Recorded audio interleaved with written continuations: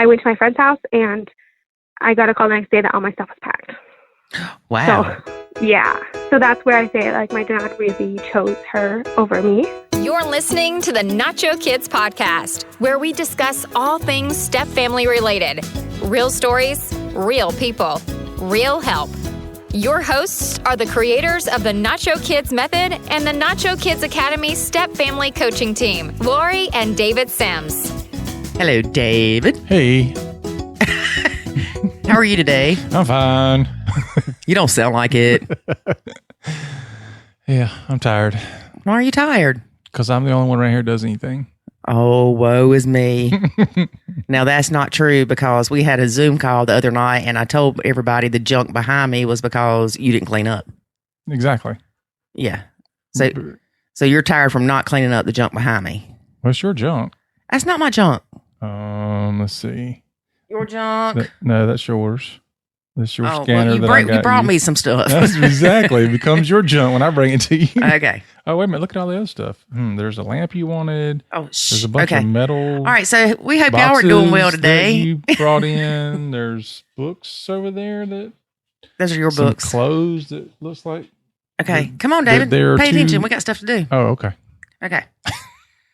We often talk about the Brady Bunch, because that's what everybody talks about. Do you think that younger people even know what the Brady Bunches is? Well, I'm getting ready to tell them. Okay. The Brady Bunch, which was aired from 1969 to 1974. Is that all just 5 years? Actually, it's less than 5 years. It was September of 1969 to March of 1974. So less than 5 years and we still talk about it. I know. The series revolved around a large blended family with 6 children. The man brought in 3 boys and she brought in 3 girls. Mm-hmm. And who brought in the maid? I believe he did. Yes, it was his live-in housekeeper to help him with all those nasty boys. Is that what it is? Yeah. That's exactly what it is. We often say, well, hey, wish we had an Alice. That would have made our lives easier. Mm-hmm. But then we're like, what happened to their exes? All right, do you know? I know. Google. You Googled it. Google is your friend.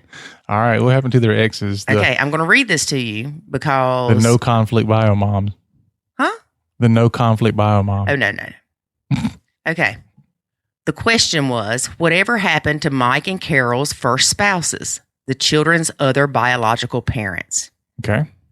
The answer is, we learn in the first episode that Mike's wife passed away.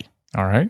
However, the absence of Carol's first husband remains a mystery. The creator of the show wanted her to be divorced, but the network wanted her to be a widow and thought being divorced was too risque for the times. The compromise was that it was never addressed one way or the other. So she was fornicating. We don't know. Well, I guess it wouldn't be fornicating. She was married. She was adultering. We don't know. She had a secret double life. He was either dead or she was divorced. So she wasn't. Or she took her 3 kids and ran. Or she wasn't adulterating. Because he worked for the Mexican cartel. Okay. That sounds good. So anyway, we don't know. Huh. We don't know because they never told us. Because they couldn't even agree what happened. But we do know that Mike's wife passed away. But here's my thing. Back in that day, the thought of being divorced was too risque. I know. Like, if you were divorced, then you were like marked, like scarlet letter. Yeah. Like you were trash. Well, at least for me, I know when I got divorced, won't go into the circumstances. I'll tell y'all if y'all want to know. But I honestly felt like I had a scarlet letter on me, and not because of other people. I just felt like, what's wrong with me? Why did this fall apart? And, you know what I'm saying? Yeah. Well, I've been divorced and I know why it fell apart. Well, I know why it fell apart, but it's still...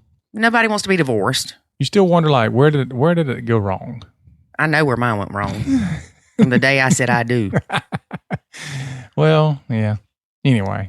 I do know that the relationship that you get into after a divorce, you are so adamant that it has to work. Like you try your best because you don't want another failed relationship. Do you really though?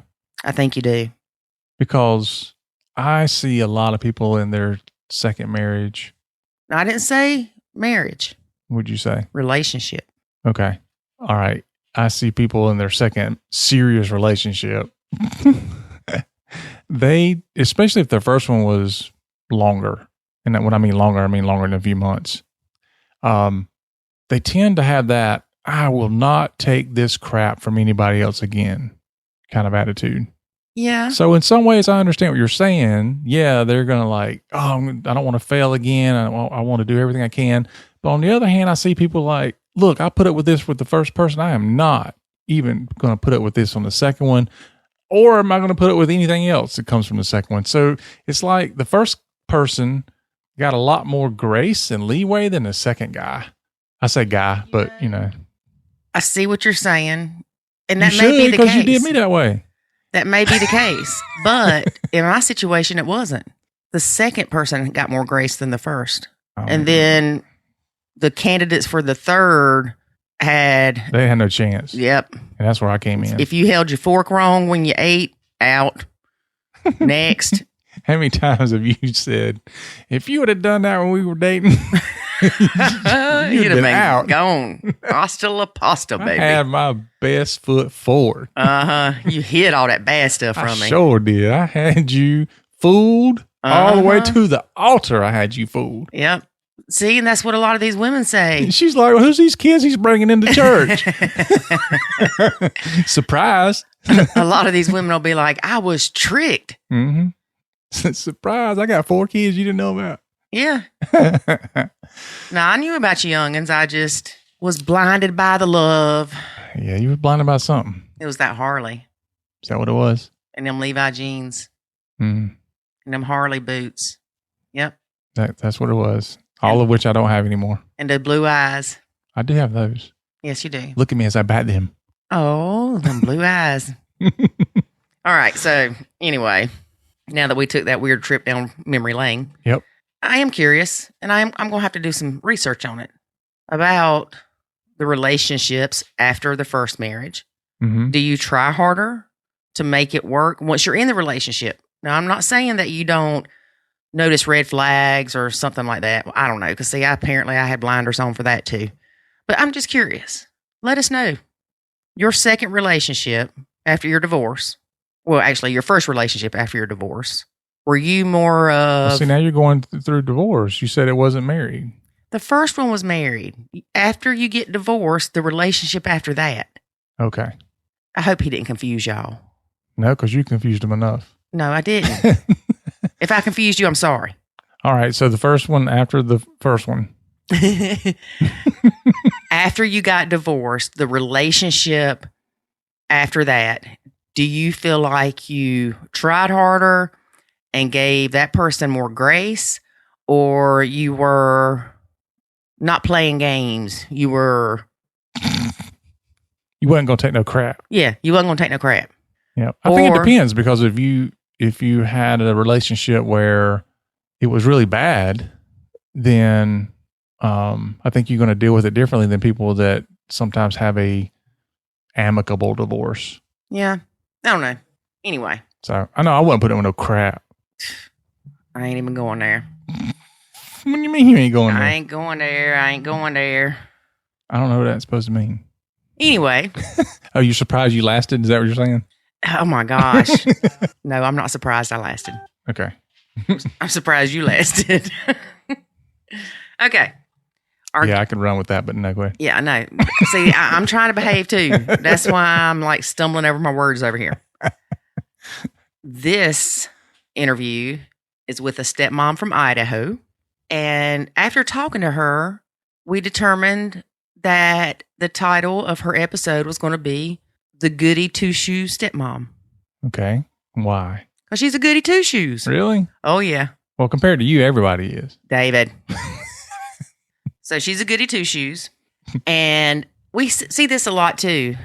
The dad has a lot of time with the kids, more than the mom.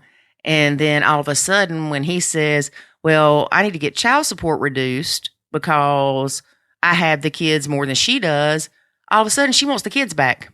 Sounds familiar. And I didn't even have child support involved. Huh? Well, then how does that make sense?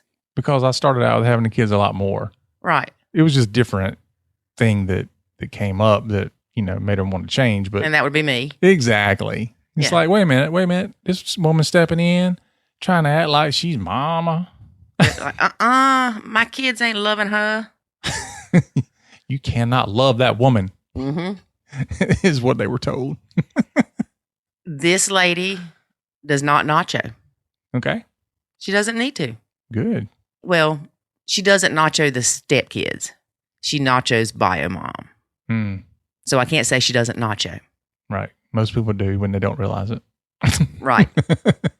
One of the issues she has is her husband does not want to rock the boat with the bio mom. And we know that happens a lot. Yep.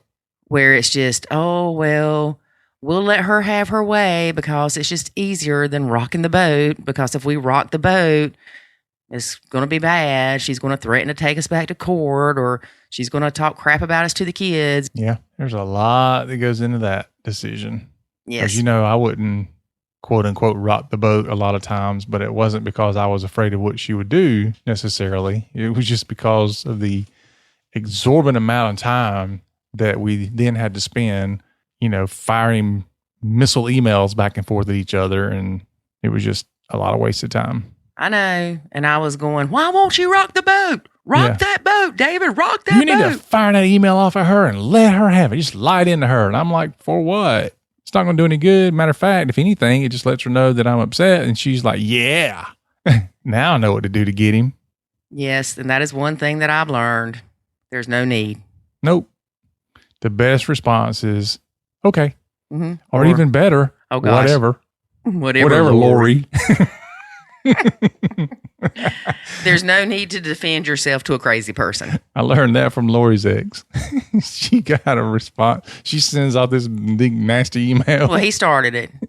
And he fires back with 2 words. Whatever, Lori. And she was madder about those 2 words than anything I've ever seen in my life. Well, when they quote attack us with something, we feel like we have to defend things. Mm-hmm. And we feel like we have to address every single thing that they brought up. Yep. You don't. It's useless. They already think you're a piece of crap. It don't matter if you send them roses. They're going to still think you're a piece of crap. Yep. Nothing you do or say is going to change how they feel about you or what they think about you. They're living in their own reality. Mm-hmm. So just say, okay, if that's what you think. If we would have had that My Family Wizard or whatever it is to communicate with each other, it would have always told me to rephrase stuff. Because apparently that's what it does, is it's like, you need to change this word. It seems harsh, or, kind of like when you type something up, I think it's WordPress will tell you the mood. It'll say, or maybe it's even Facebook. I don't know. Sure, like Grammarly. Oh, maybe that's what it is. But anyway, it'll tell you the mood, whether it's kind of angry or happy or whatever. Yeah. Everything you type is angry. I would have had to just reply with, okay. Well, you type angrily anyway. I do not type angrily. Bang on the keyboard. That is you. No, I just clickety click, click, click, click, click. I have a loud keyboard. Yeah, whatever. David. All right.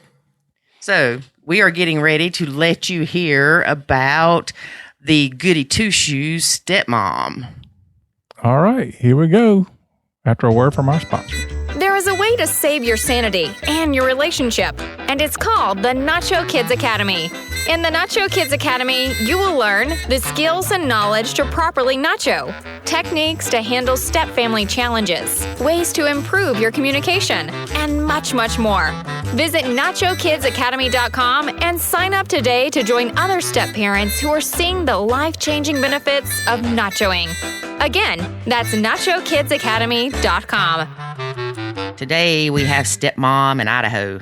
Hey, Stepmom in Idaho, how are you? I'm good. Excited. So tell us how long you've been blending.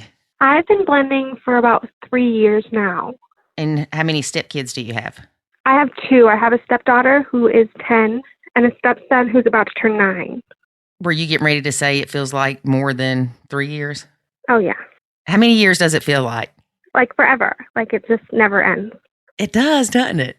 I think blended life is like dogs' lives. And I've said this before, multiply how many years by 7. Right? Exactly. So you've been together 21 years then. Pretty much. Yeah. Yeah.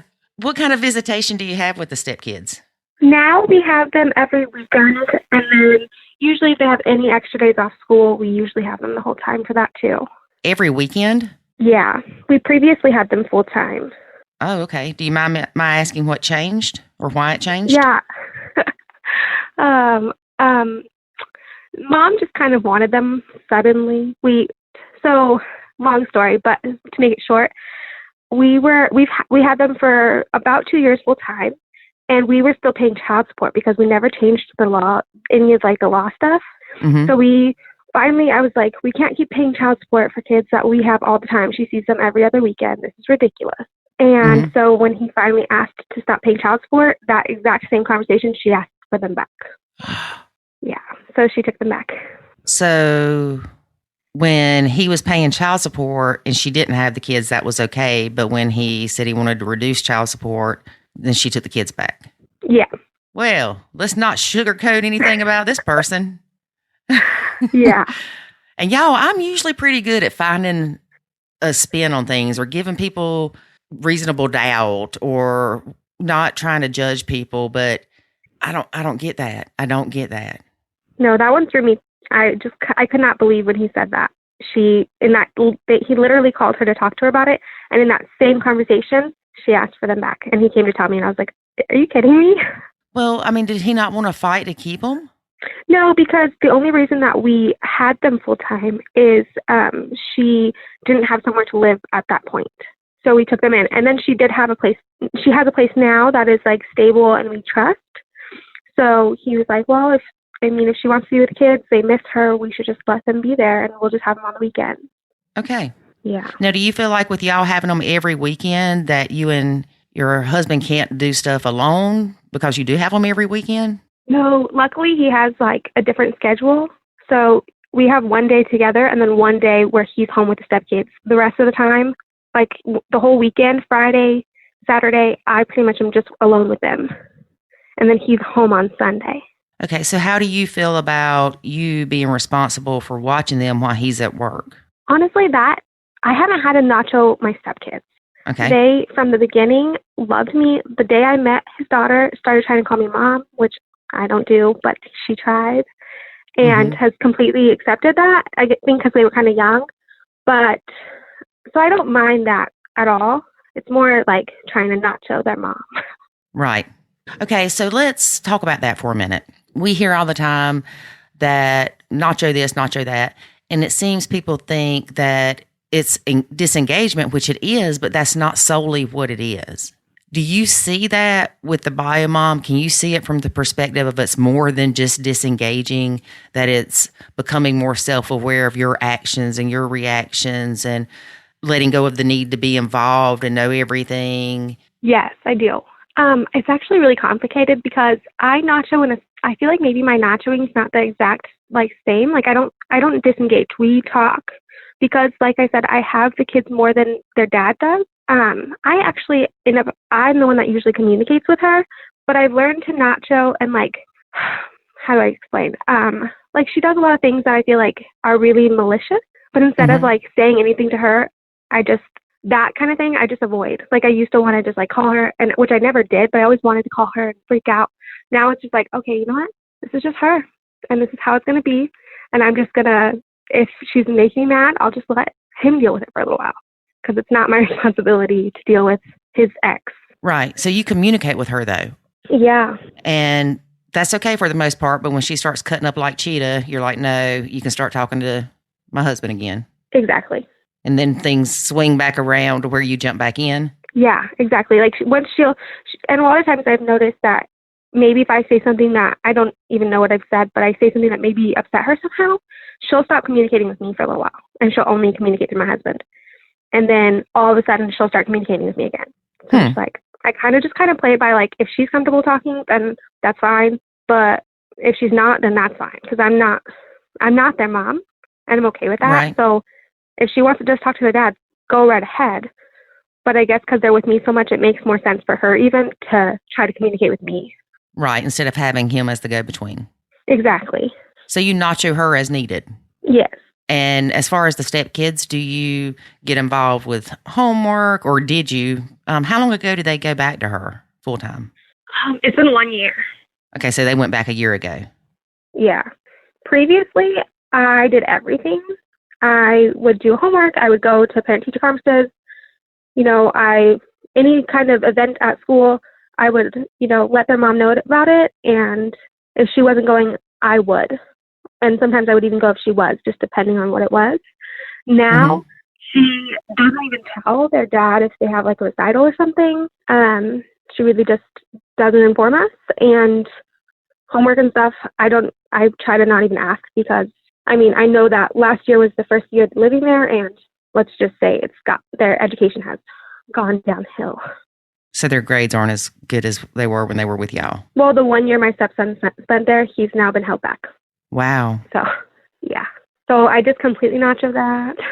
Does that make your husband want to get him back or get them back when their grades are failing because they're with her? Or does he just look at it as they want to be with their mom? I feel like it bothers him that that's happening, but I don't know. He just doesn't seem to feel the need to step in, if that makes sense. He just he leaves it up to her. So even if he decided that it was a bad idea, he would not ever stand up to her for it, which is why I nacho it. Do you think that's because he just doesn't want to start anything with her? He just doesn't want to deal with her. He realizes it's futile to try to. Yeah. And maybe he's afraid that she'll keep the kids from him on the weekends. Is that a possibility? I don't think that's a possibility. I think it's more that they've had a pretty good, I guess you'd call it, parenting relationship. Mm-hmm. So I think that since it's been so good, they've been split up since the youngest was like a year old. Okay. And they've just been able to keep it so steady that he won't rock the boat. He doesn't want to chance it. He doesn't know what would happen if it went negative. So instead, he just kind of gives in to whatever. Right. It's easier. Yeah, but it makes me crazy. So let's talk about how you deal with that. Because some people listening will go, oh, heck no, girl. That would not happen with us. He would stand up to her and tell her that she needs to make those kids get better grades, or he would try to get custody back because he's worried about their future. So what do you do? Well, I was like that at first, but slowly I realized that it's not my kids. It's not my kids, and it really doesn't affect, like, certain things affect my life in some ways, but mostly like their grades and what happens with their schooling. It doesn't reflect upon me, and it's not my choice because they made the baby. So I just feel like it's not my place to tell him to be like, oh, she needs to do this, because he's not going to tell her no matter how much I say that. So why keep saying it? Right. And I feel like we have she doesn't have boundaries with my husband. Like, she'll still call him crying and stuff. And that's where I push my boundaries. Like, no, that's not acceptable. She can't call you because she wants to cry about her boyfriend. We don't do that. Oh, so she's trying to be his friend. Oh, yeah. So those are my boundaries, but anything with the kids, I just had to learn that that's their kids and they are going to handle that however they choose. Why did they split up? She cheated on him and then left him because he didn't leave her. Oh, really? Yeah. So she expected him to leave her. I assume. I know that she cheated. He didn't leave. She cheated again. He didn't leave. And then she left him.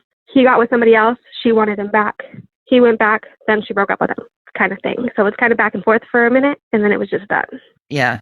So you understood quite quickly that whatever you wanted your significant other to do with her, it wasn't going to happen anyway. Yeah, pretty much. I guess it took me a little while, but there's another family member that has been trying to push him to, do certain things or say certain things to her for quite a while, and it didn't work for that person. So I realized it was never going to happen for me either. Right. And he just simply doesn't want to rock the boat. Exactly. And he has told me that. It's been so easy for so long with their relationship that why take any chances of it getting bad? Right. So. Yeah, because he knows her better than you do. He knows what her reaction is going to be. Exactly. And I've seen little bits of reaction, and I don't need any part of it. Yeah, and most of the time when DH does say something to her, it's more of, oh, I got under their skin, I'm going to do it again. Exactly. And I don't know. It's just one of those things where you didn't sign up for this like, I didn't sign up to handle his ex-wife, and she didn't sign up to have to deal with me all the time. So it's not really my business what they choose to do. Right. And if you don't agree with it, that's okay. Exactly. We have our own kid to, parent, and that's enough for me. Oh, yeah. I forgot to ask that part. You have an hour's son. That's 2, right? Yeah. And he's really, with my son, he seems to be even more hands-on, maybe just because he's 2 and he's a total daddy's boy. But he's also very lenient on my son. Like, I'm definitely the strict parent in the house. Even with my stepkids, I end up being the strict parent just because otherwise it's like a free-for-all all the time. So you discipline the kids. When they're there and it's just you. Yes. You tell them to do chores. Oh, yeah. So when I met my husband and he moved in with the kids full time, I didn't want to do any disciplining or anything like that. I immediately said, let's make house rules. But, if they get in trouble when they're at home with me, because obviously full time he was working and I was just at home with them, anything that went wrong, I wanted him to come home and, just take care of it. Like, I'll let you know if something big happened and you can deal with it. And that did not work. He hated it. He complained about it. He said that he felt like he was just a bad guy because when he came home from work, he always had to discipline them, which I totally disagreed with. But slowly, as I got more comfortable with them, and they really do just treat me like I'm their mom. They both ask to call me mom till this day, and I don't feel like that's fair to their mom. So I don't do that, but they do treat me as their mom. So I don't need to nacho that just because they have so much respect for it, and it's not ever been a problem. Right. So you don't need to nacho, period. Exactly. Yeah. Well, not the kids, not the stepkids, but the bio mom, yes, on occasion. Yeah. And even their bio mom knows that I discipline, and she's never had any issue with that. How far away do y'all live from her? About half an hour. Okay. So it wouldn't really be feasible for your significant other to get more time with them during the week. No, we had talked, when she first wanted them back, we talked about doing 50-50, but just the fact that either place at their school would be, somebody would have to drive them so far every day, it just wouldn't be fair.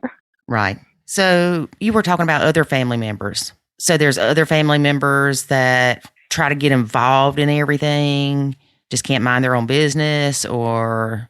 Actually, I wouldn't say that. It's pretty positive. It's a family member who my husband lived with full time until he moved in with me. Like, when him and his ex-wife divorced, he moved in with this family member, and they kind of raised the kids together when they had them on their time. So they really look at this other family member as a parent.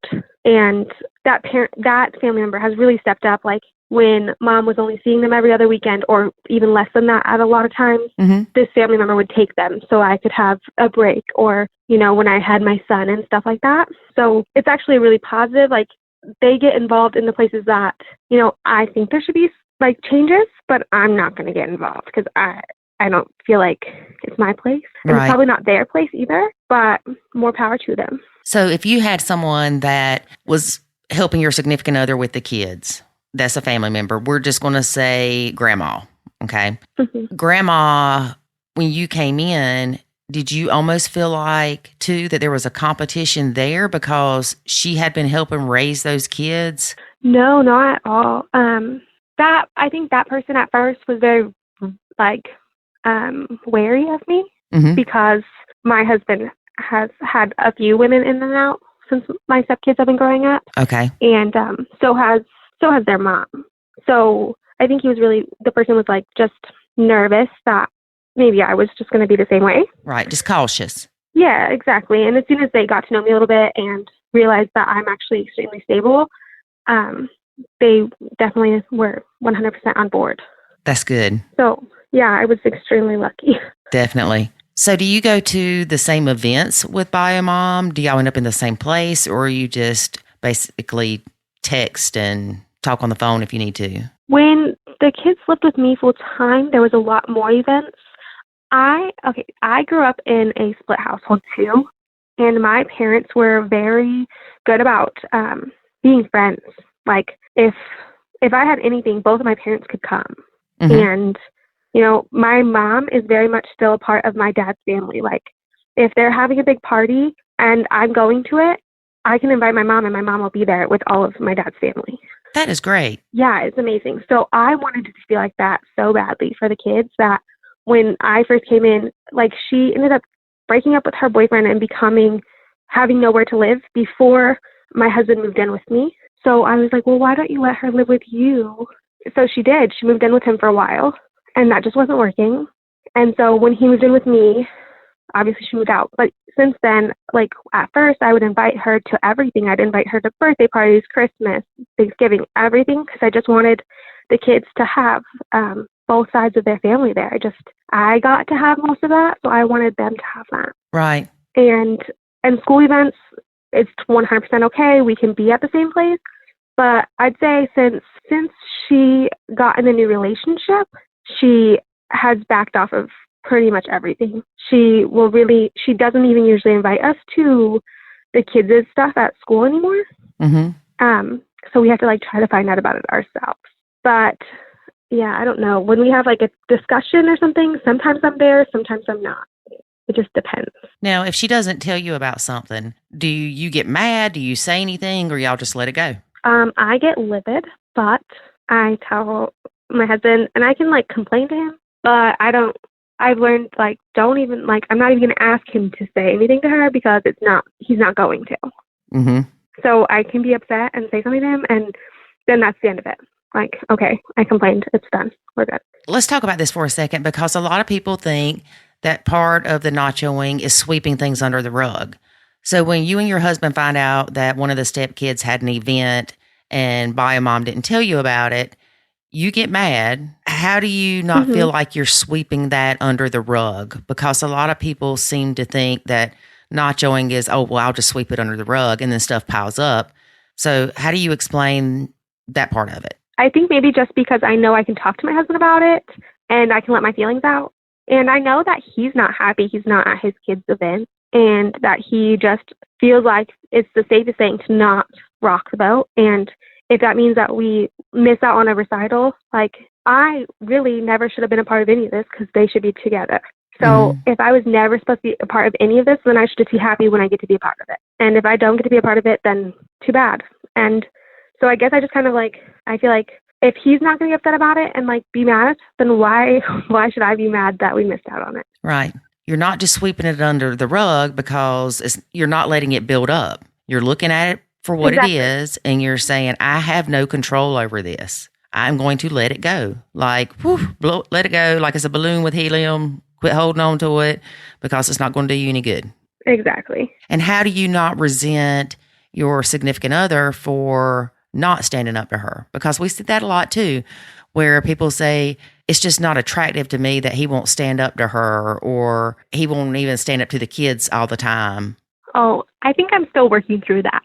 I feel like that's kind of back and forth, because I know that with I understand most things, but then every once in a while there's something that just really bugs me. And when there's something like that, I talk to him about it, but the fact that he won't stand up can sometimes get aggravating. I know when we were paying child support for that 2 years, that was really hard on me because it's not like we're super well off or anything, and I can't work because I had 3 kids at home full time. Mm-hmm. So it just didn't make sense for me to work. So that's a lot of money to go out the door when you also have them full time and are buying every single thing for them. Right. But I feel like if I just resent him, it's just going to ruin our marriage, which, when they turn 18, we're not going to be paying child support anymore. We're not going to be fighting for, finding things out because they're going to be able to tell us themselves if they have something going on. Right. That's true. Girl, I don't know how you went through the 2 years of paying child support when she didn't even have them.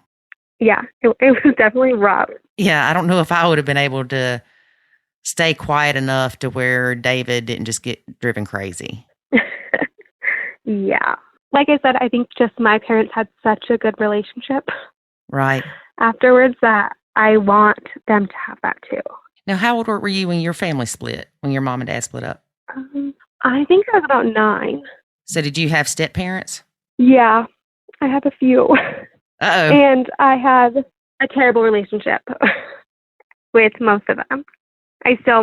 My mom recently married the man she got with when I was in high school. And I still don't really have a good relationship with him either. So from your mom's side, you had one stepdad. I had one guy who my mom was with for a really long time that we lived with. Mm-hmm. And when they broke up, she got with this guy. So Okay. I guess like two, pretty much. And then my dad had one that he was with for a long time, and then one other one he was with for like a short period of time. But I don't know. My mom, her husband's, the first one had kids, but they were all grown. So Okay. he really didn't. He was a really good guy, but he didn't know how to make any kind of relationship with me. So it's kind of just like living with a stranger. Mm-hmm. If that makes sense.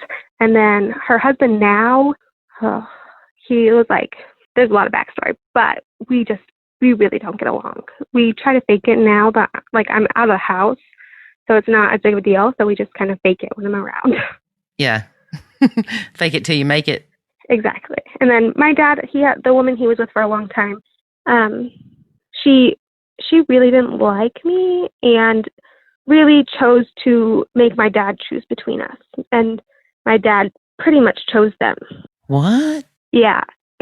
He's like definitely made up for it and apologized, but it was a rough time. And so I guess I try really hard not to make my husband choose between his kids and me. And I guess maybe that's why I don't push the relationship with his ex-wife too much, because I don't want them to ever feel like it's my fault they don't have a better relationship with their dad or something. Right. So your dad had a long relationship with one lady and a short relationship with somebody else. And is he in a relationship now? No. Okay. Mm-mm. So he's single and your mom's still married to the guy she dated when you were in high school. Yeah. And my dad will still go over and like hang out with my mom and her husband when I'm not even in that state. So that is so funny. And I see it. And it's great where you see the exes hanging out and playing games together and just being involved. That's great. But that is so foreign to me. I mean, I know. For my family, I think it's because we're from a really small town. So everybody knows everybody. And if you hate your ex, you're going to have a horrible life, because everywhere you go, you're going to see that person. Everywhere you go. Like, you're not going to go to a party where that person is not at. And so I think it just kind of forces you to be okay with your ex. And everybody I know out there, your ex is like, even me, high school, I had a high school sweetheart. And if I see him, it's like I saw my best friend again. It's like not a thing. That's just how it is with everybody out there. And so I feel like other than really small towns, it's like that doesn't happen, because it's not like you're going to see that person all the time. You don't have to force to get over those ridiculous feelings you have. so it's one of those small towns where everybody just gets along. Yeah, exactly. So I guess I'm trying to force that with their parents. It just doesn't work. Well, you're not trying to force it. You're just staying out of it. Yeah. Yeah. I just wish it was more like that, I guess. Well, honey, it sounds like that you just had the Disney World version of a split family for the most part, other than your stepdad. I don't know if you're going to be able to recreate that, but I hope you can. Thanks. I hope so too. So did you ever consider any of your dad's girlfriends your stepmom? I mean, I guess so. I consider her kids my step-siblings, so I guess I would have to consider her my stepmom. But I don't know. It was just so hard at first. Her kids and I just could not get along. And then she ended up hating me. So it was just like I guess she was my stepmom, but they were together for a really long time. Mm-hmm. I don't know. It's one of those things, when somebody hates you that much, why would you ever call them your stepmom? Right. So how many kids does she have? She has 3. And there was a son a year younger than me, a year older than me, and then a daughter that was 3 years older than me. So we were all right there in age. And we all went to school together our whole life. How long were they together? Probably 8 to 10 years, I guess. I mean, they broke up for a short while, and that's when he was with somebody else. Right. And then they got back together. And he And then, he moved out of my stepmom's house to his girlfriend, and then moved out of his girlfriend's house to my stepmom's house. Okay. So altogether, they were together about 10 years? Yeah. And you do consider them your stepbrothers? Yeah. I mean, we really don't talk much anymore, but I would consider, the boys I would consider my stepbrothers, and the girl I haven't even talked to since my dad and her mom split up. Okay. Did you like the short-term girlfriend? Yeah. So she would have been a good stepmom? Yeah, she would, but she had her own problems that, I was in high school, but I've always kind of been a goody two shoe, I guess. And I didn't realize that she had like a drug issue on and off. So when my dad got with her, she was not on any drugs.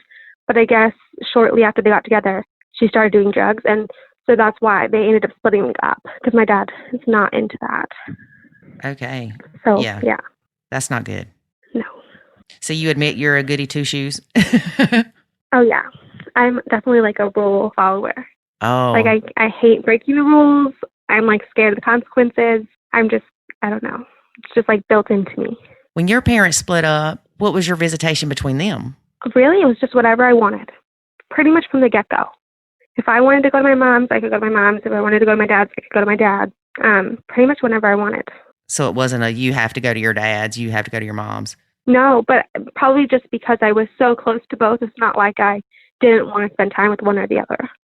At least when I was young, I would really go back and forth until when my dad got with that woman, maybe a year and a half or 2 years in. I don't know. The drug woman? No. The other woman? My stepmom. Okay. He was with my stepmom for probably closer to 3 or 4 years. And then me and her got into a fight because I found out she was doing things that I thought were bad. And I said something to a friend and she overheard me and freaked out. And it was just a big, huge fight. And at that point, I moved out of my dad's house. And I feel like I was partially like kicked out of my dad's house because like I went to my friend's house and I got a call the next day that all my stuff was packed. Wow. So, yeah. So that's where I say like my dad really chose her over me because all my stuff was just packed and sent to my mom's house. Did she do that or did your dad do that? I honestly don't know. I've never even asked. I would assume it was her because I don't feel like my dad would, but at the same time, I don't know. Yeah. And I really didn't talk to him much for probably a year. And then after that, he would just pick me up and we'd go to the movies or something. I would never go to his house. Mm-hmm. And I didn't live with him again until he got with the other girl because I knew her kids all through school and we were really good friends. So I started to hang out over there once he got with her. And when he went back to my stepmom, he begged me to move in with them. So I did. And then I went on vacation. And when I got back, all my stuff was packed. So, because they were breaking up. And okay, you got kicked out twice. One time because she was mad. Right. And then the second time, it was really because they broke up. So while I was out of state, she moved into my room and packed all my stuff. Okay. Yeah.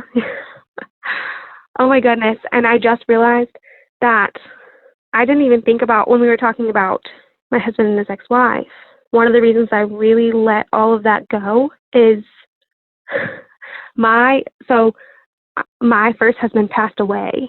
Oh, no. I'm sorry. And so it's okay. So my husband deals with all of that baggage and like the random crying or the 5,000 boxes of my late husband's stuff, or pictures hanging up and all that. So I feel like I have to be a lot more lenient on his ex-wife since he has to deal with all my grief. Yeah. How long ago was that? I met my husband shortly after. He passed away 4 years ago. Okay. So he was there pretty much from the beginning to help you. Yeah. Shortly after he passed away. Yeah. And I know that's hard. I'm curious, do you ever feel guilty for crying about your ex because you feel like that it may make your current husband think that you don't love him so much? Yeah. I usually try to kind of like hide my emotions. I try to handle them, when my husband's not around just because I know that he feels compared to my husband. My ex-husband a lot, or late husband. I don't even know how to say that. Late. Yeah, he feels very compared to my late husband. That's even crazy is that he got a job after we got together. He got a job with my late husband's dad. Oh, gosh. Yeah. So we're actually really close to my late husband's family. So that comparison happens a lot already. So I try not to, show too much of how I feel in front of him. Yeah. Well, and it's not that you quit loving that other person. It's they left. So your husband may think, well, if he was still here, then she wouldn't be with me. Exactly. It's got to be hard. I have a friend that had a husband that passed away at a young age, and I know several stepmoms that are the same, and some of them will even post on their Facebook page, happy whatever heavenly anniversary, like still remembering the day that they got married. And it upsets the new husband. Oh, yeah. So it's kind of similar with my husband now. I used to post things, but I would block only him from seeing it. And I just was more doing it for his, I didn't want to hurt him. I knew that it kind of put him in a weird mood because he would realize I was thinking about my late husband. But I also felt like it was super, comforting for me, I guess. And somebody told him that there was a post and he hadn't seen it. So he asked me about it. And I told him, oh, yeah, I blocked you from those. He was very upset. So now I still post. I feel like I didn't choose to leave that marriage. So it's not like if I was talking about my ex-husband, like I didn't choose to leave that, but I also try really hard not to, overdo it or make him feel less or anything like that, because it's also not like he was probably not looking for a widow to get married to. Right. And I like that, the not making them feel less. Yeah. I think it's like a hard balance. And I think that's maybe why I don't freak out about the ex-wife stuff so much, because yeah, they chose to get divorced, but it's still, like he has to deal with all my baggage. Right. I should be able to deal with his ex-wife.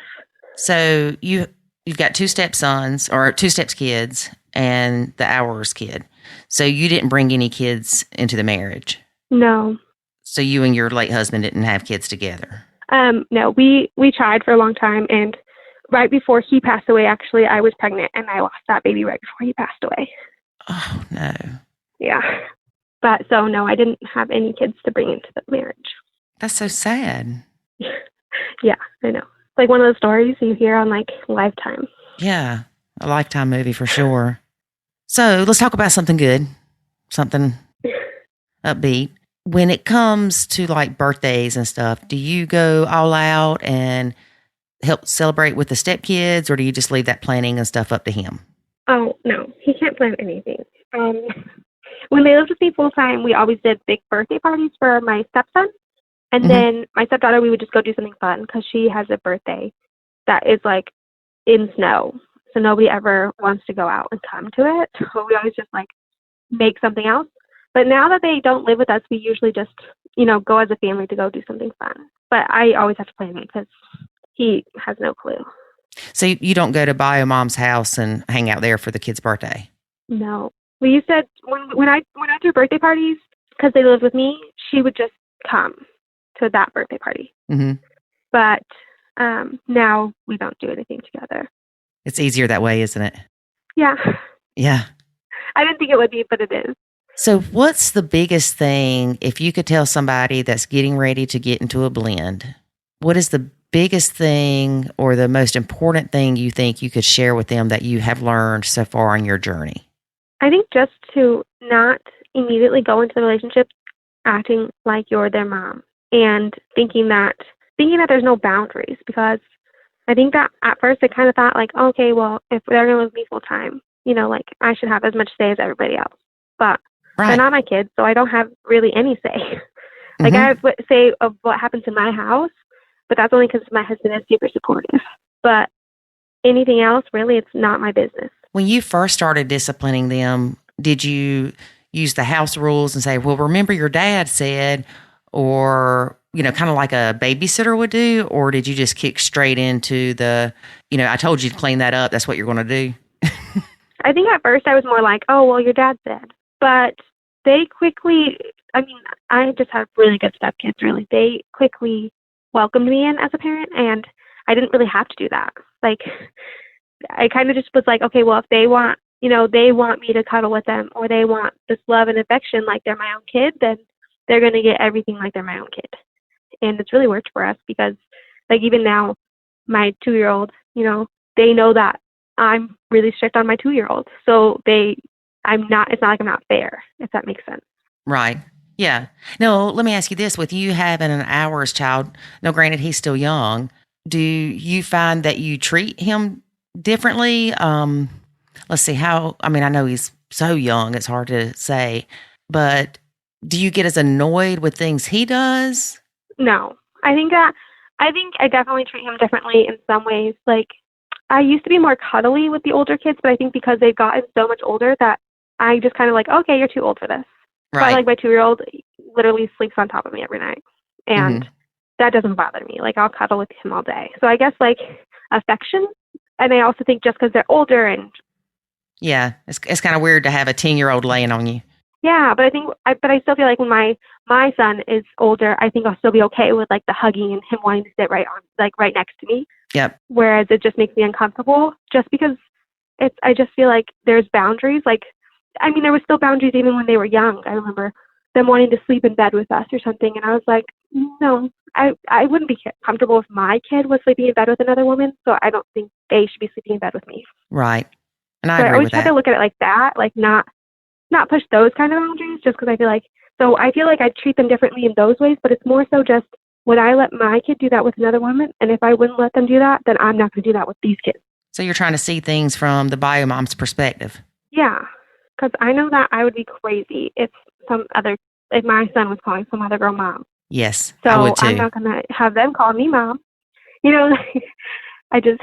It's respect. I feel like it's disrespectful if I don't look at it that way. Yeah, I agree with you. I think a lot of times, though, the stepmom wants to be called mom so bad she can't stand it. And it's just, to me, I don't ever see me being happy that my son is calling somebody else mom. No, and what is the obsession with it?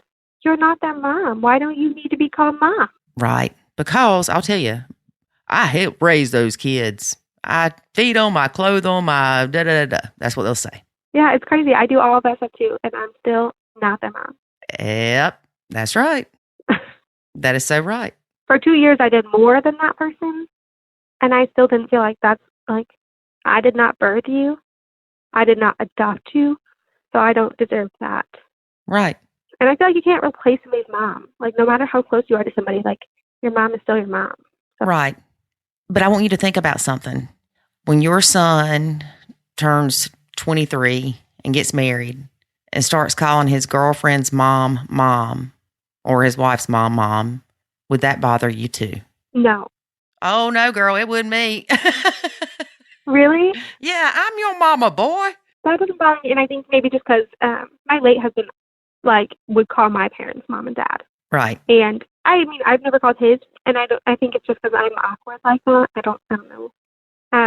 But I think that I say I wouldn't be okay with my son calling somebody else mom, but then I'm like, well, I guess if we split up when my son was really young, like he is now, and there was somebody who stepped up and did everything for my kid and really loved him like him, then I might and he chose that, not pushed on, I might be okay with it. Right. But I think it would be they have to really be a mom. And I just think that most stepmoms, no matter how much they say they do for their kids, unless you were there since they were one and they weren't forced to call you that, I just feel like it's different. Yeah, it is different.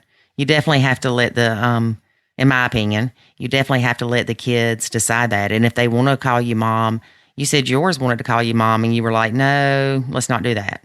Yeah. I mean, my stepdaughter still asks sometimes. And I'm always like, no. Or my favorite thing to say is ask your mom. So that way I'm just waiting for her mom to tell her no. Just tell her no so that we can be done. I get it too. And I mean, I always wanted somebody in my son's life on his dad's side, from a women's perspective, that would care for him and make sure that he was taken care of. I'm not saying, play mommy to him, but when he was a baby, yeah. I mean, make sure that the dad's not doing something that he shouldn't be with the kid, or make sure the dad's changed the diaper or things like that. Yeah. I just feel like if they're young enough and somebody steps up and wants to be that loving and has more kids and really cares. I mean, I can't imagine that that's really possible to love somebody else's kid as much as you love your own. But if it is, and you can love my kid that much, then go ahead, be called mom. Otherwise, you don't deserve that title. Okay, hang on a minute. You just brought up something good. You love your stepkids tremendously. Oh, yeah. But you're telling me that you do not love them the same way that you love your ours, baby. No, because you can't. I feel like maybe there's somebody out there in the world that has that, but I feel like most part, especially if you don't come in when they're a newborn or something, you never got that innocent age where they had never done anything wrong. you didn't get those hormones you get when you push the baby out of you. Mm-hmm. Like it's just not the same. That is one of the things that people say is, I love them just like my own. And like you said, maybe there is that 1% or even 1.8% that somehow can love the children the same, then that's great. But for the majority of us, that is not true. And I can promise you the percentage of people you see on Facebook that say that, they're just saying that for purposes of not being attacked by the stepmom wolves. Oh, and you know what I think it is too? Is I think I used to say that before I had a kid. Mm-hmm. Because you don't know what it feels like. Like you think you do, and then you have a kid and you're like, oh, wow, that's what it feels like. And so I feel like a lot of stepmoms who don't have kids say that because they just have no idea the difference it is. Right. Like, I love my stepkids more than, 98% of my family. But my kid is like, obviously, it's impossible not to love your child. I feel like it's impossible to not love your child more. And I remember that being an issue when I was pregnant with my son. My husband saying, I just feel like you're going to love my kids less and stuff like that. And I was like, no, I'm not. Like, I was like, but as I was pregnant, I remember saying, I'm not going to love them less than I do now, but I might love them differently or, love our son a little bit more. But that's because he's biologically my child. They have a mom who loves them like a mom. They don't need me to. Right. And I've definitely made that more clear now that my son is here. Like, when he asks something silly like that, I'm like, no, I don't, because they have a mom. If I die, my son doesn't have a mom anymore. Right. If I die, they still have a mom and a dad. Mm-hmm. And so I think that helped him understand a little bit more where I was coming from. Because I was like, of course I love him more. Like, it has to. Like, if I didn't, that wouldn't be fair to him. Right. And see, we've even had the stepkids and my son. We said, how would you feel if I loved the brothers? That's what he calls them. Love the brothers like I do you. And he's like, no, you're my mom. They got their own. And David's kids are older, and we've asked them, and the response is the same of, no, you're my dad. There's something special that comes with that. But girl, if you go in these Facebook groups and you try to explain that, people act like you are a witch. I know, it's insane. Oh gosh. It's like no matter what, you're immediately attacked. Yeah, because I mentioned one time in a Facebook post, I said, well, a lady had said, well, I love my stepkids like my own. And she had kids. And I said, well, how do your kids feel about that?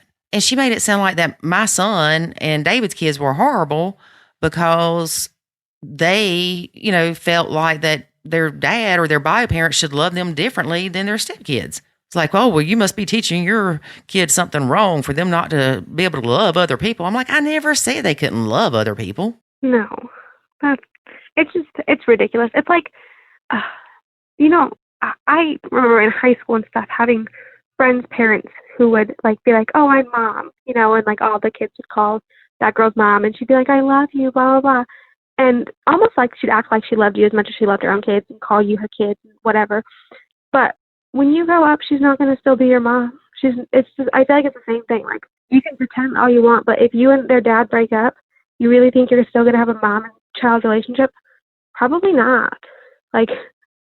Oh, yeah. Well, I had one lady tell me that her and her husband and his ex have agreed, and it is in papers, that she will have visitation with those kids if they split up. Yeah, good luck with that. So who's going to lose their parenting time to give you parenting time? Amen, sister. I know that if my husband and I split up, that I would still be able to see my stepkids if I wanted to. But I think that's only because I have their brother. If right. I didn't have their brother, they're not going to be like, oh, yeah, go ahead and go see. Their parents are going to immediately want them to forget about you. They don't want to deal with you forever just because you were there for a few years of the kid's life. Mm-hmm. It's crazy. How do you feel when you see stuff like that in Facebook groups where somebody says, well, you're supposed to love them like your own, and then somebody says, well, I don't, and then they start getting attacked? I mean, why do you think that is? Why do you think that other stepmoms want to attack somebody else because they don't love their stepkids like they do their own? I don't know. Maybe it just makes maybe because it makes it more obvious to people that it's like you know that you don't really feel that way, but you don't need somebody else pointing it out to the world that that's not real. Like, because I don't really think that, I think 98% of people that say that don't actually think that they love their kid as much as their stepkids as much as they love their own kid. So I feel like it's almost like, okay, don't tell people that because we're all supposed to be faking like we love these kids as much as we love our own. Yeah. It's almost like society is telling stepmoms to be fake or they'll be crucified. Exactly. And all the stepmom groups, it's almost like they have to like look like they're the best stepmom. Like, oh no, I definitely love my kids as much as everybody else because that's just what you're supposed to do. And if you don't, you are the most evil person in the whole world because how could you not love somebody else's kid that you just met as much as your own kid? Right. And that kid is somebody that is a part of the person you love. You're supposed to love them. Oh yeah, but it's also the person, probably part of the person that you hate. Because I'm sure that's another one. Most people hate their person's ex-person. Like I honestly don't hate my husband's ex-wife at all. Really, she's actually, she has a lot of negatives. Don't get me wrong, but compared to most, high conflict moms, she's not super high conflict. We can get along. She can let us be a part of a lot of things and not be psycho. So, but still, most people like absolutely hate them. So if you you hate half that kid, but you love that kid, half that kid, and you're still going to say that you love them as much as your own kid, like it doesn't make sense. And I love my stepkids. Now, there was a time I did not, and there was a time they didn't love me, but we have achieved that goal, and I would do anything for them. But it comes down to they are not my kids, period. Exactly. And yeah, I love my stepkids, and I would do anything for them, and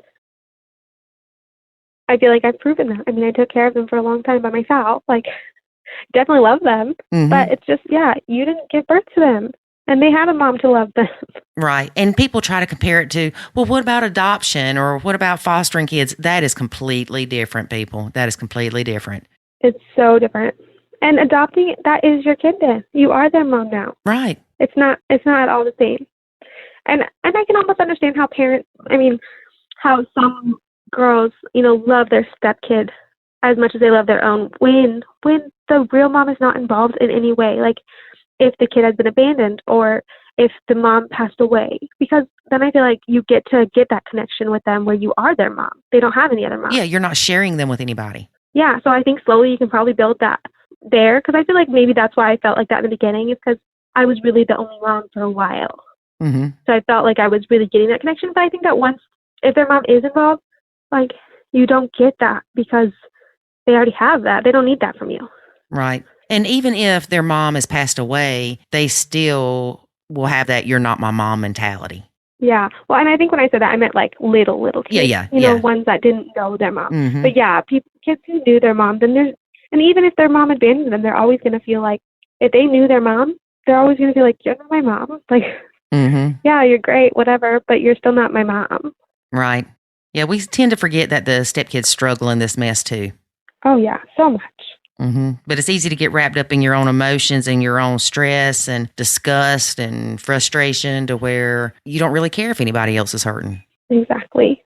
Yeah. And it's really sad because, like, the kids are the most innocent in the whole situation. Well, I don't know, girl. Those 4 youngins that David has, whew, there was not a whole lot of innocence busting up in this house. They're the most innocent in the way of, like, ending up where they are.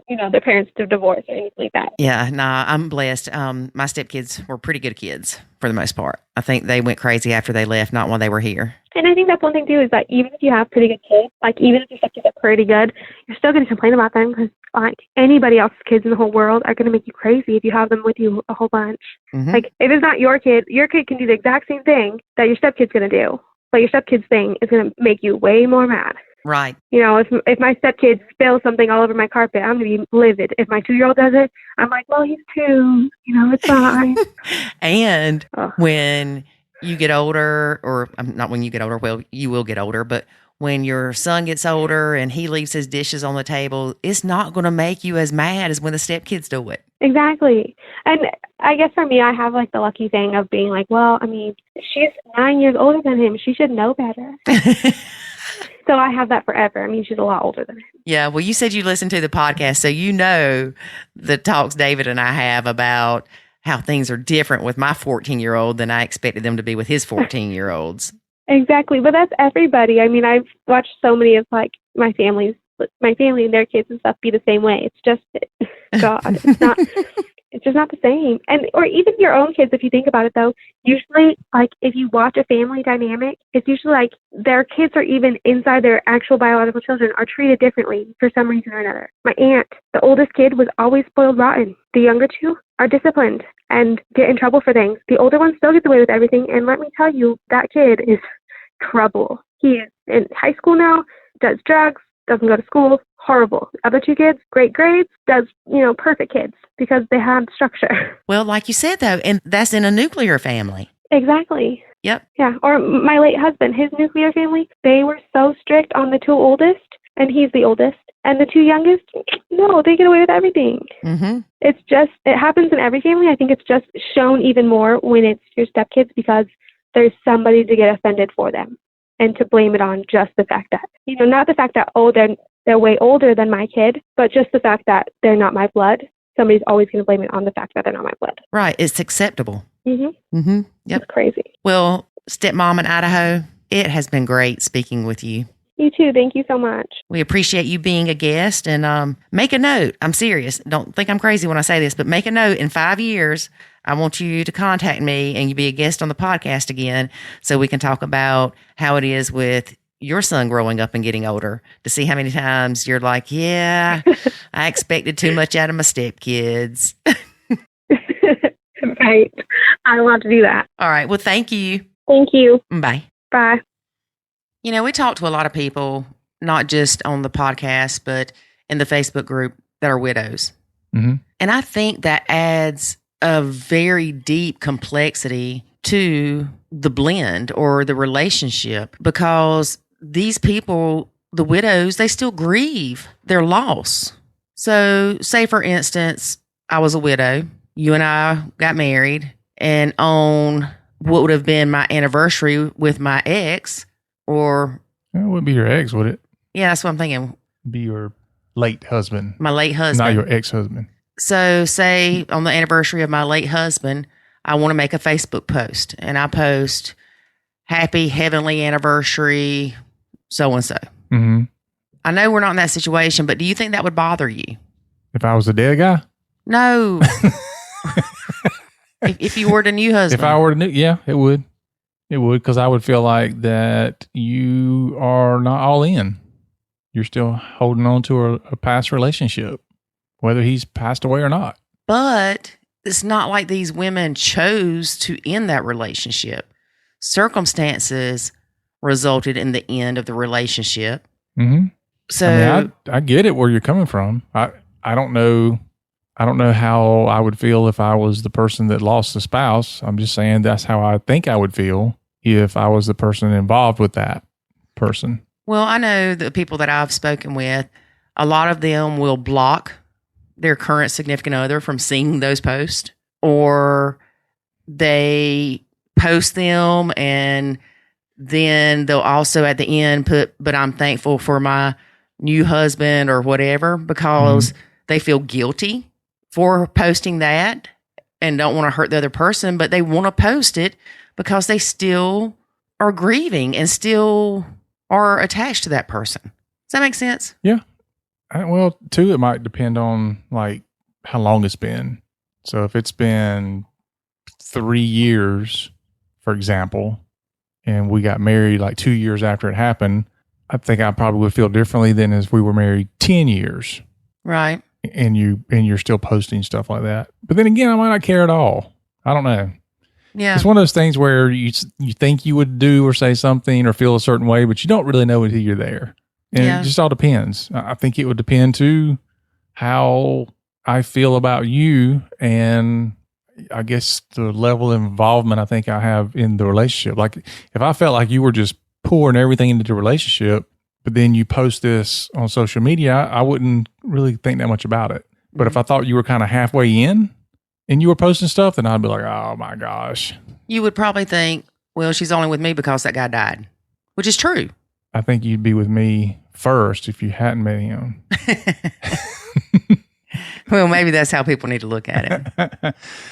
I mean, I don't know how I would feel about it, but I do think that a lot of, at least for me, a lot of it would depend on how strong I think our relationship is.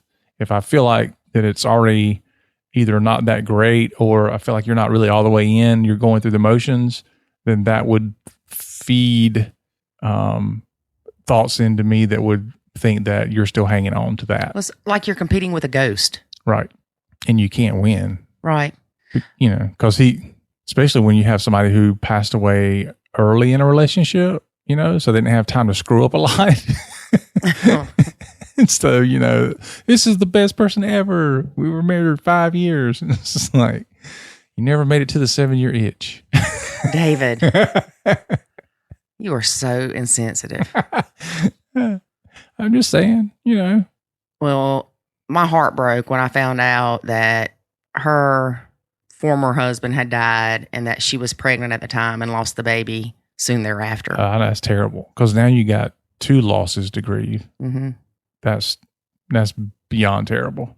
Whereas you would think that when he passed away, she may have thought, which I didn't address this with her, but she may have thought, well, at least I've got this baby that we created together to, you know, and then she lost the baby. Yeah. And then she's got to grieve by herself, because like she's not in another relationship. Mm-hmm. I mean, I'm sure she had friends and family, but that's not the same. Well, she's still really close with her former husband's family, and her new husband actually went to work for his family. Why do we hear that so often? I don't know. These people work for each other. Maybe he needed a job. I guess. But speaking of needing a job, I'm kidding. Ooh, okay. I was going to say something about baby daddy.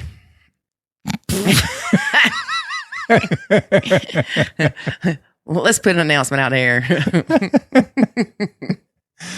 Help me get my child support. Please hire my ex. Hey, we could do a website. Oh, gosh. Help my baby daddy. Help my baby daddy. Or my baby mama get a job. And you could type up their resume for them. Oh, that's funny. Hey. So you going to do a resume for your ex? No. I did his first one. He's probably still using it. It's like, what are your strengths? None. What are your weaknesses? Women. Yeah, that would probably be a lot of guys. So anyway, sorry to get off on that tangent. It just, opportunity presented itself. But I bet a lot of women would probably try to help get their baby daddy a job and vice versa. Yeah. You women are so nice. Be so thoughtful. We are so nice. You're so nice and thoughtful to make sure your baby daddy keeps a job for his own benefit. You know, some people hate the term baby daddy or baby mama. Mm-hmm. It cracks me up. It's always cracked me up. All right, we'll say sperm donor and egg donor. Now, see, that's even worse. I know it is. That just, yeah, that's worse. Well, it's better than other things that we've heard them called. But, you know, I mean, I've got a good sense of humor for the most part. And, you know, I have this bad habit of going, oh, you're knocked up. Not you're pregnant. You're knocked up. You got knocked up. Yeah. So I do have a non-politically correct sense of humor. Well, yeah. But it's not as bad as David's, as y'all know. What? Yeah, dude. You're an insensitive, unpolitically correct. I don't follow politics, sorry. Individual. Me either. So that's why we ain't going to talk about it. I don't follow the news or anything. Nope. We got enough to worry about, enough to keep us busy without following the news. So if there's something going on in the world we need to know about, somebody might want to message us and tell us. I just heard there's a coronavirus thing happening. What? A what? A beer virus? We're supposed to be sheltering in place. What? Apparently, we've been doing that for years and didn't know it. We hadn't left since January 2019. The only reason I left in is because I had to go get milk. It was still in the refrigerator. Yeah, because I don't cook. Saltine crackers. That's what we eat for supper. Oh, Lord.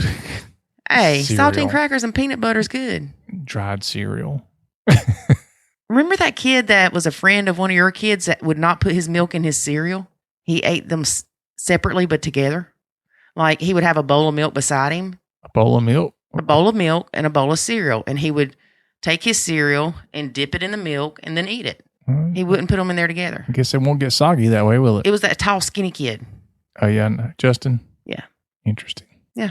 Because I'm like, what are you doing? You know, because that was when I couldn't keep my mouth shut. Yesterday? Yep. It was yesterday. But anyway, that's about all I got to say. All right, folks. Well, that's our show for today. Thanks for listening. We'll be here again. Oh, David. What? We didn't say anything about the scholarship. It's too late now. No, it's not. All right. Any of y'all still listening? Thank you for listening till the end. We saved it for the end because we know you are the ones that are dedicated. Yeah. So you deserve the right to get Nacho Kids Scholarship. Right. So how can they get the Nacho Kids Scholarship?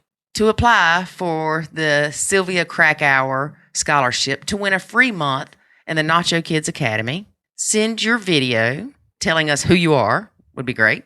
How long you've been blending, how many stepkids, bio kids, hours kids, neighbor kids, etc.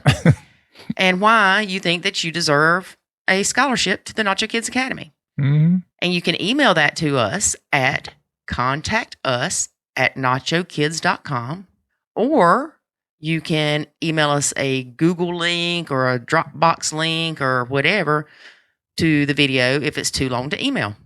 Yep. However you want to get it to us. And the only thing we ask in return is that you write an anonymous testimonial at the end of your free month scholarship about the Nacho Kids Academy. Yep. That's it. So get them in. Get them in. That way you can get a chance to win because we have plenty of free months to give away. Yes, we do. All right. Are you done now? I'm done now. Okay. So again, thank you for your support. That is our show for the day, folks. You remember that commercial? What? Bartles and James? I think it was Bartles and James, and the guy would hold up a sign that said, "Thank you for your support, Ed." Yep. I remember that. Yeah, sorry. Thanks for rabbit holing us. Squirrel. All right. That is our show for today, folks. Remember to come back next Friday because we'll be here. And make sure you apply for that scholarship so we can get you in and get you fixed. Let us fix you. All right. So join us again next week when you hear Lori say, "Darn it, David. I didn't think I'd have to keep nachoing your kids after all these years." Thanks for listening to this episode of the Nacho Kids Podcast. Find us online at nachokids.com. Until next time, remember, life is good when you nacho.